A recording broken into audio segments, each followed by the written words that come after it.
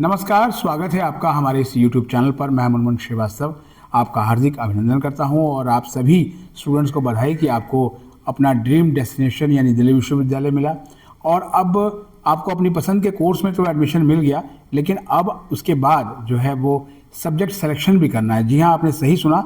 और हमारे साथ मौजूद हैं प्रोफेसर अजय अरोड़ा, जो कि इस विषय के एक्सपर्ट हैं और DU के रामजस कॉलेज के प्रिंसिपल भी हैं। और उनसे हम जानेंगे सर कि जिस बच्चे को ऑनर्स मिला है या BA प्रोग्राम लिया है, तो क्या इन सभी बच्चों को जो है वो यहाँ आने के बाद सब्जेक्ट सिलेक्शन भी करना है। स्वागत है हमारे चैनल पर।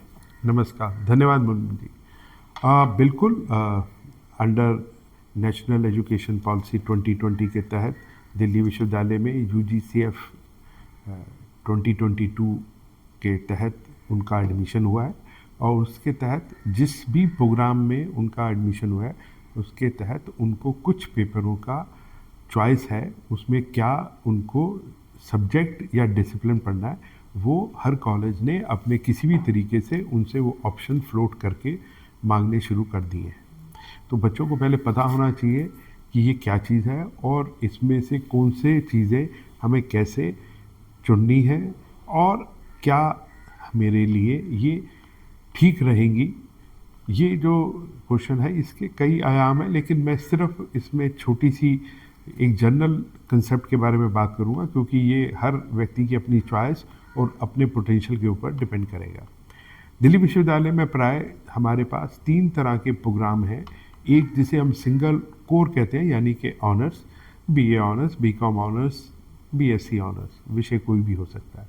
और उसके बाद 2 कोर सब्जेक्ट होते हैं जो कि हम जिसे हम BA प्रोग्राम कहते हैं, और 3 कोर होता है जिसको हम BSc प्रोग्राम कहते हैं। लाइफ साइंस हो सकता है, कंप्यूटर साइंस के साथ होता है, इलेक्ट्रॉनिक्स हो सकता है, मैथमेटिकल साइंस हो सकता है। और अपने आप में एक अलग संरचना होती है एक प्रोग्राम की, जिसको हम BCom कहते हैं। कुछ लोग उसको BCom प्रोग्राम भी कहते हैं, वो BCom है। तो चाहे इनमें से इन 3 प्रोग्राम में से कोई भी प्रोग्राम हो, 2 क्रेडिट के टाइटल या पेपर वो सबको अवश्य पढ़ने हैं। वो कहलाते हैं, पहला पेपर होता है AEC, that is the ability enhancement course. दूसरा होता है SEC, स्किल एनहांसमेंट कोर्स। तीसरा होता है वैल्यू एडिड कोर्स।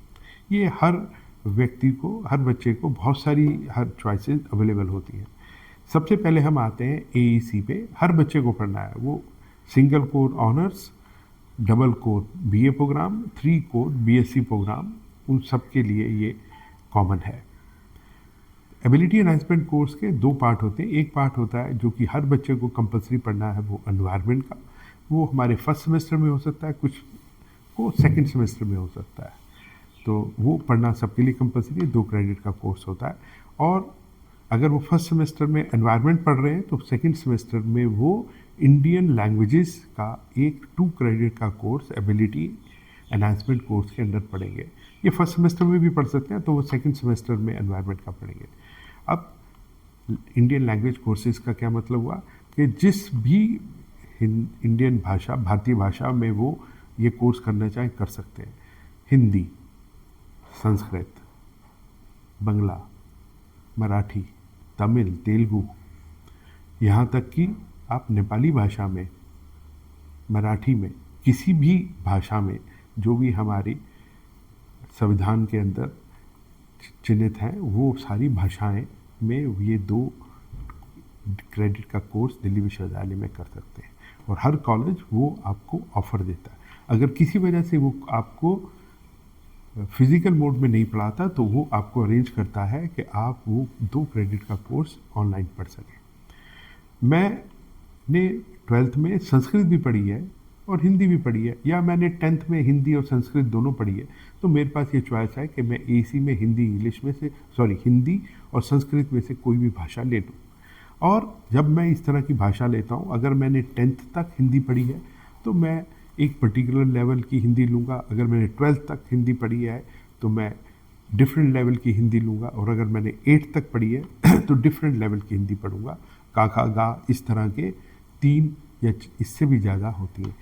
हिंदी भाषा उन व्यक्तियों के लिए भी अवेलेबल है जिन्होंने 8वीं से कम पढ़ी है, और हिंदी उन लोगों के लिए भी अवेलेबल है, कंपलसरी अवेलेबल है जो विदेश से आते हैं उनको भी हिंदी का बहुत नॉर्मल वे में हिंदी की जो व्यवहारिक भाषा है उस तरीके से भी उनको पढ़ाया जाता है, तो वो हिंदी ले सकते हैं। जिसने हिंदी और संस्कृत 8वीं 10वीं 12वीं तक पढ़ा वो भी हिंदी की जगह पे संस्कृत ले सकते हैं। अगर उन्होंने मूल रूप से भारत की कोई और भाषा पढ़ी है, तेलुगु पढ़ी है, तमिल पढ़ी है, वो 2 क्रेडिट का पेपर ले सकते हैं। तो इसका मतलब है कि AEC के अंदर अगर मुझे फर्स्ट सेमेस्टर में भाषा लेनी है तो ये सारी भाषाएं मेरे पास अवेलेबल हैं। हाँ, कुछ भाषाएं हर कॉलेज, जैसे हिंदी प्राय हर कॉलेज में ऑफ़र होती है और कुछ कॉलेज में संस्कृत भी होती है, कुछ कॉलेज में बांग्ला भी है। लेकिन अगर आपकी वो भाषा आपके अपने कॉलेज में नहीं अवेलेबल है तो भी आप कॉलेज को अप्रोच करके वो भाषा के लिए आप रिक्वेस्ट कर सकते हैं और कॉलेज उसको आपके लिए अरेंजमेंट कर देगा। तो ये तो हुआ AEC का, यानी कि इंडियन लैंग्वेज। उसके बाद आता है स्किल के भी बहुत सारे पेपर अवेलेबल हैं। आपकी अपना जो इंटरेस्ट है और जो कॉलेज आपको ऑफ़र कर रहा है, या कभी कभी कुछ कॉलेजेस मिलके अंडर एक जगह पे कुछ और कॉलेजेस के बच्चे किसी और कॉलेज में जाके भी क्लस्टर में वो स्किल के कोर्सेज कर सकते हैं। इसके बारे में विस्तृत जानकारी आपको हर कॉलेज में मिल जाएगी। तो जो आप जिस तरह का स्किल आप सीखना चाहते हैं, और बहुत सारी स्किल अवेलेबल है, मैं किसी स्किल के बारे में यहाँ इसलिए नहीं बोलूँगा क्योंकि ये स्किल हर कॉलेज में अलग अलग है और आपको अपने इंटरेस्ट और अपने पोटेंशियल के हिसाब से उसको चुनना चाहिए। और इसी तरह से एक वैल्यू एडिड कोर्स होता है, इसके अंदर कई तरह के कोर्स अवेलेबल हैं, तो थोड़ा सा इसको भी समझना चाहिए। जैसे एक मैं आपको एग्जांपल देता हूँ, वैदिक मैथ्स के, और ये जो कोर्स है आपको 4 सेमेस्टर में पढ़ना है, यानी फर्स्ट सेकंड थर्ड फोर्थ, तो यानी कि 4 वैल्यू एडिड कोर्स पढ़ेंगे आप। वैदिक मैथ 1, वैदिक मैथ 2, वैदिक मैथ 3, वैदिक मैथ 4 पढ़ सकते हैं। अगर वो आप चारों पेपर पढ़ना चाहते हैं तो इसका मतलब है कि आपको उसको फर्स्ट सेमेस्टर से शुरू करना पड़ेगा। तो फर्स्ट सेमेस्टर से 1 ले लेंगे तभी आप 2 पढ़ पाएंगे और 3 और 4 आगे वाले सेमेस्टर में पढ़ पाएंगे। लेकिन अगर किसी वजह से आप कोई और भी पढ़ना चाहते हैं तो फिर आप अगर वैदिक मैथ सेकंड सेमेस्टर से शुरू कर रहे हैं तो शायद फिर आप 3 ही पढ़ पाएंगे। लेकिन ये आपके पास चॉइस अवेलेबल है कि इस तरह के पेपर 1, 2, 3, 4 आप चारों भी पढ़ सकते हैं। लेकिन अगर आपने वैदिक मैथ फर्स्ट सेमेस्टर की जगह आगे शुरू किया तो जितने सेमेस्टर बचेंगे आप सिर्फ उतने ही पढ़ पाएंगे। और ये बहुत ऑब्वियस है कि 1 के बाद ही 2 पढ़ा जाएगा। आप 2, 3, 4 नहीं पढ़ सकते, या 1, 4 नहीं पढ़ सकते, इसको 1, 2, 3, 4 पढ़ा जाएगा। यानी कि ये 2 पढ़ने के लिए प्राय आपको 1 की प्री रिक्वेस्ट होगा, तो एक के बाद दूसरा, दूसरे के बाद तीसरा, और इसके बाद में चौथा पढ़ पाएंगे। इसके अंदर एक और कोर्स भी कहलाता है, वो कहलाता है NCC एक ऐसा कोर्स है कि जिस कॉलेजेस में प्राय NCC अवेलेबल है और वो स्टूडेंट जो NCC का कैडेट बनना चाहता है, इस बात को समझ लीजिए, ये सिर्फ उन लोगों के लिए अवेलेबल है जो NCC के कैडेट बनते हैं। ये हमारे बॉयज़ विंग और गर्ल्स विंग दोनों के लिए अवेलेबल है। और कुछ कॉलेजेस में कुछ ओपन पोजीशंस भी होती हैं, जैसे कुछ कॉलेजेस में एयर विंग या नेवी विंग भी होती है, जो कि वो कॉलेजेस में रन नहीं करते लेकिन स्टूडेंट उसमें एनरोल होते हैं ओपन सीट्स के तहत। वो भी ये कोर्स कर सकते हैं। इसके बारे में अपने कॉलेज के ANO या CTO जो भी हैं उनसे बात करके पूछें। लेकिन इसमें एक सबसे बड़ा इम्पॉर्टेंट है कि पहले आपको कैडेट होना पड़ेगा और उसके बाद में फर्स्ट सेमेस्टर में पहला, सेकंड सेमेस्टर में दूसरा, थर्ड सेमेस्टर में तीसरा और फोर्थ सेमेस्टर में चौथा। यानी कि आप NCC करते हुए आप पढ़ाई के क्रेडिट भी अर्न कर सकते हैं। लेकिन ये कंपलसरी ही आपको फर्स्ट सेमेस्टर से पढ़ना पड़ेगा और आप रुक कभी भी सकते हैं, लेकिन शुरुआत आपको 1 से ही करनी पड़ेगी। फर्स्ट सेमेस्टर NCC 1 और सेकंड सेमेस्टर NC2 अदर, और इस तरह से थर्ड और फोर्थ तक जा सकते हैं। आप बीच में रुक भी सकते हैं, लेकिन शुरुआत आपको फर्स्ट सेमेस्टर से ही करनी पड़ेगी। तो ये तो रहा आपका AEC, SEC और WEC जो हर बच्चे को पढ़ना है। अब हम आते हैं, एक टर्मिनोलॉजी यूज़ होती है, वो यूज़ होती है GE, जनरल इलेक्टिव। तो एक तरीके से अगर आप जनरल को एक नॉर्मल वे में समझने की कोशिश करिए, ये आपका वो सब्जेक्ट है, इसको हम एक्चुअली में डिसिप्लिन कहते हैं, जो आप पढ़ाए नहीं पढ़ रहे। अर्थात आप मान लीजिए बीकॉम ऑनर्स कर रहे हैं तो आप कॉमर्स पढ़ रहे हैं, तो अदर देन कॉमर्स अगर आपका किसी चीज़ में इंटरेस्ट है, मान लीजिए आपका इंटरेस्ट कंप्यूटर्स में है या आपका इंटरेस्ट मैथमेटिक्स में है, तो आप जीई मैथमेटिक्स ले सकते हैं।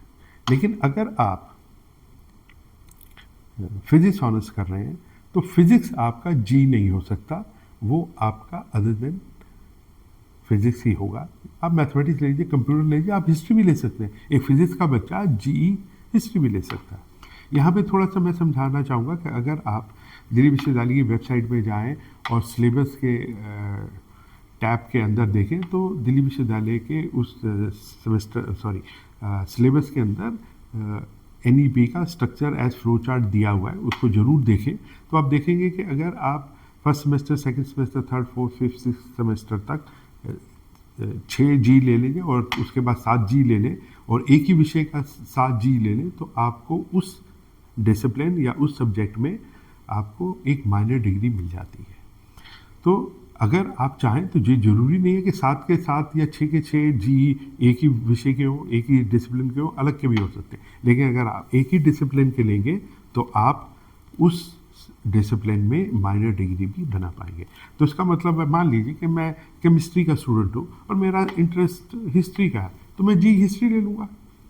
मैं फिलॉसफी ऑनर्स का स्टूडेंट हूँ और मेरा इंटरेस्ट मैथमेटिक्स में है, तो मैं मैथमेटिक्स से जी ले लूँगा। लेकिन हाँ, इसको थोड़ा सा आपको देखना पड़ेगा, हर कॉलेज हर डिसिप्लिन के जीई शायद फ्लोट ना कर पाए, तो उसके लिए जो भी जिस कॉलेज में आपका एडमिशन हुआ है तो वहाँ पे जो भी आपको जीई अवेलेबल है उसको आप अपनी चॉइस, अपने इंटरेस्ट और अपने पोटेंशियल के हिसाब से चुन सकते हैं।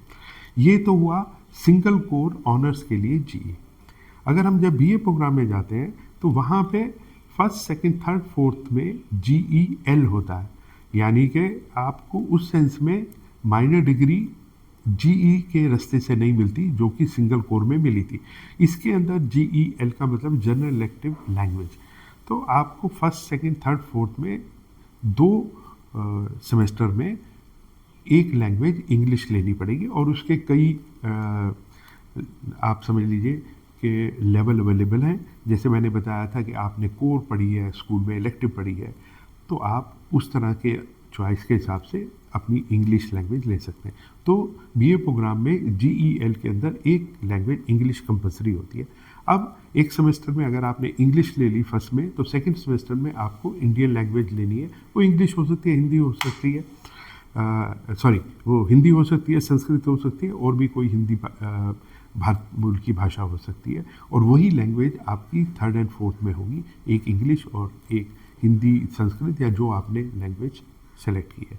तो यहाँ पे आपको माइनर डिग्री जीई की तरफ से नहीं मिलेगी, क्योंकि यहाँ पे जीई ना होकर GEL होता है। लेकिन बीए प्रोग्राम में आपको मेजर और माइनर की डिग्री मिल जाती है अगर आप बीए प्रोग्राम में जो 2 डिसिप्लिन लेते हैं, जिसको हम A और B कहते हैं। मान लीजिए आपका वो मैथमेटिक्स और कॉमर्स है, तो आप मैथमेटिक्स या कॉमर्स दोनों पढ़ेंगे और दोनों में से एक विषय को आप मेजर बना लेंगे, तो वो मेजर चॉइस हो जाएगी आपकी, आइदर मैथमेटिक्स और कॉमर्स। तो उससे आप मेजर और माइनर की डिग्री बना पाएंगे, लेकिन जीई से नहीं बना पाएंगे। अब जब हम आते हैं 3 कोर प्रोग्राम में, उसको हम कहते हैं ABC। जब सिंगल कोर है तो A ही है, 2 कोर है तो AB है, और जब 3 कोर है ABC। तो इसके अंदर भी बहुत लिमिटेड आपके पास जीई की चॉइस रहती है। आपके पास चॉइस जो है वो 3 वैसे ही सब्जेक्ट अवेलेबल है, it could be physics, chemistry, mathematics. तो इनमें तीनों में से एक को आप मेजर बना सकते हैं और किसी और को माइनर भी बना सकते हैं। तो यहाँ पे जीई का कंसेप्ट थोड़ा सा कम होता है, और उसी तरह से बीए प्रोग्राम में जीई का कंसेप्ट कम होकर GEL का रहता है। और जबकि आप ऑनर्स में होते हैं तो आपका जीई अपने आप में आपको माइनर डिग्री, अगर आप 7 पेपर पढ़ें तो आपको माइनर डिग्री उस सब्जेक्ट की मिल सकती है। तो इसका मतलब ये है, अगर मैं ऑनर्स का हूँ तो मेरे को जीई अपने चॉइस का वो सोचना चाहिए जिसमें मैं माइनर करना चाहता हूँ। बीए प्रोग्राम में आपको सिर्फ जो चॉइस मिलेगी वो AEC, सेक और वैक की मिलेगी, और चॉइस मिलेगी A और B, मैथमेटिक्स या जैसे कॉमर्स का एग्जांपल दिया, इन दो को पढ़ते हुए तीसरा पेपर मैथमेटिक्स का पढूं या तीसरा पेपर कॉमर्स का पढूं, वो मेरे को कॉमर्स या मैथमेटिक्स में मेजर बनाएगा। ये हिस्ट्री और पॉल साइंस के लिए भी हो सकता है और किसी भी दो विषय में जिसमें आपका एडमिशन हुआ है। इसी तरह से ABC जिसे 3 कोर के सब्जेक्ट हैं, उसके अंदर GE का बहुत ज़्यादा इफेक्ट नहीं आता, और आप एडिशनल क्रेडिट से अर्न कर सकते हैं, लेकिन उसके अंदर आपको मेजर और माइनर जो मिलेगा वो मिलेगा। आप ABC इनमें से एक विषय पे ज़्यादा पेपर लेके मेजर बना पाएंगे। यानी सर जो है वो ये एक पूरा कंप्लीट बुफे है सारे जो है बिल्कुल, वो। हाँ। देखिए, ऐसा होता है कि अगर मैं वेजिटेरियन हूँ तो बुफे में जो नॉन वेजिटेरियन आइटम लगी हुई हैं उसमें मेरा चाहते ना चाहते मैं उनको नहीं चुन सकता। तो बुफे में तो बहुत सारी चीज़ें अवेलेबल होती हैं। मेरा टेस्ट, मेरी इंटरेस्ट, मेरी लिमिटेशन, मेरा पोटेंशियल ये मुझे बताता है। तो कई बार हम चॉइस गलत भी कर लेते हैं, इसीलिए चॉइस अवेलेबल है। आप चॉइस का प्रॉपर यूटिलाइजेशन करिए। NEP की सबसे बड़ा पोटेंशियल, सबसे बड़ी क्वालिटी यही है। आप अपने हिसाब से पढ़िए, आपको कोई नहीं रोक सकता। लेकिन हाँ, लेकिन सर यहाँ पे ना कुछ बच्चों ने लिखा है कि कॉलेजेस कह रहे हैं कि ये यही लेना पड़ेगा क्योंकि हमारे पास टीचर इसी सब्जेक्ट का है, तो ये भी होता है सर? नहीं, ऐसा प्राय होता नहीं है। कि कभी कभी ये हो सकता है कि कोई किसी विषय में कोई पर्टिकुलर पेपर पढ़ाने में लिमिटेशन हो, कभी लैब की अवेलेबिलिटी ना हो। अदरवाइज जी में और सेक-वैक AEC में तो मैंने बताया कि सेक-वैक AEC में तो आपके पास क्लस्टर में भी जाने की है। अगर मैं उर्दू पढ़ना चाहता हूँ और मेरे पास AEC उर्दू अवेलेबल नहीं है और मैं स्कूल में उर्दू पढ़ के आया हूँ, तो मैं पढ़ सकता हूँ। मैं अपने कॉलेज में ना पढ़ूँ, क्लस्टर में पढ़ सकता हूँ। तो वो अरेंजमेंट सब अवेलेबल हैं दिल्ली विश्वविद्यालय की तरफ से। यानी कि सर जो है वो बच्चों को पूरा एक कंप्लीट 7 पेपर पढ़ने होंगे। हाँ जी। और सर ये जो सैक और वैक को लेके है, जैसे कि पिछले जब आप कंट्रोलर ऑफ एग्जामिनेशन थे उस समय भी आया था मुद्दा कि एक जो कुछ नंबर ऑफ क्रेडिट पेपर हैं वो जिनमें केवल प्रैक्टिकल होगा, तो इस तरह के कंपोनेंट में बच्चे ले सकते हैं। देखिए, ये तो आज के दिन में तो ये सारे सिलेबस सारे अवेलेबल वेबसाइट पे अवेलेबल है। du.ac.in ये दिल्ली विश्वविद्यालय की ऑफिशियल वेबसाइट है। उसमें जाएं, सिलेबस टैब है, सिलेबस टैब को खोलें, उसमें NEP UGCF 2022 के तहत वो सारे सेक-वैक AEC कोर सारे सिलेबस अवेलेबल हैं। आज के दिन में तो up to 7th 8th semester पूरे का पूरा स्ट्रक्चर, पूरे के पूरे सिलेबस अवेलेबल हैं। अपनी चॉइस के हिसाब से वो चुन सकते हैं। और सर जो कॉलेजेस ने गूगल फॉर्म एक फ्लोट किया हुआ है, वो भी उसमें भी सारे सब्जेक्ट डालने हैं उनको। वो सब्जेक्ट देखिए, मैंने आपको बताया ना कि अगर मेरे पास में उर्दू नहीं है या मेरे पास मेरे कॉलेज में साइंस है ही नहीं, तो मैं physics chemistry mathematics, physics chemistry botany zoology तो ऑफर नहीं कर पाऊँगा। मान लीजिए मेरे पास साइंस है भी लेकिन मेरे पास बायोकेमिस्ट्री नहीं है। दिल्ली विश्वविद्यालय के सिर्फ 5 कॉलेजेस में बायोकेमिस्ट्री अवेलेबल है, या माइक्रोबायोलॉजी 4 कॉलेजेस में अवेलेबल है। तो नेचुरली जो अवेलेबल है वही कॉलेज आपको दे पाएगा। लेकिन मैंने फिर बताना चाहूँगा, AEC, सेक और वैक के लिए ये दिल्ली विश्वविद्यालय ने ये अरेंजमेंट किया है कि अगर आप इसके बियॉन्ड भी आप जाना चाहें तो आप जा सकते हैं, कॉलेज के बियॉन्ड भी जा सकते हैं। और इसको सर समझने के लिए एक NEP हेल्प डेस्क भी लगाया गया है ड्यू के कॉन्फ्रेंस सेंटर में, उसको लेकर क्या कहेंगे सर?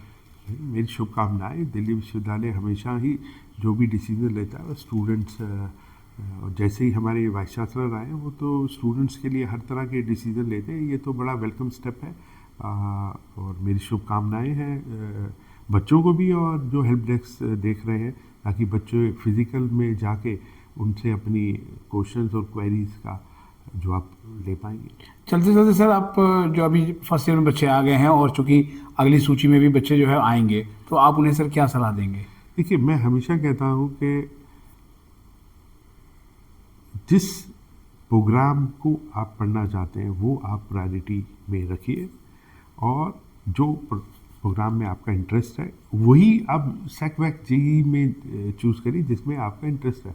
मेरे साथ वाले ने क्या लिया, उसका क्या इंटरेस्ट है, उसको छोड़ के आप अपनी, मेरी शुभकामनाएं। दिल्ली विश्वविद्यालय में आने वाले 4 वर्ष आपके लिए बहुत ही प्रोडक्टिव हो और आपका भविष्य बहुत उज्जवल हो, इसकी शुभकामनाओं के साथ मैं सबको धन्यवाद देता हूँ। बहुत नमस्कार। बहुत धन्यवाद सर आपका इतने अच्छे तरीके से इस सारे जटिल प्रक्रिया को समझाने के लिए। और हम दर्शकों से आग्रह करेंगे कि इस एपिसोड के बाद भी आपके मन में बहुत सारे सवाल होंगे सैक वैक जी AC इनको लेकर, तो आप कमेंट बॉक्स में लिख दें, उनके जवाब हम फिर प्रोफेसर अरोड़ा से लेकर आप तक देने की कोशिश करेंगे। बहुत बहुत धन्यवाद सर। नमस्कार।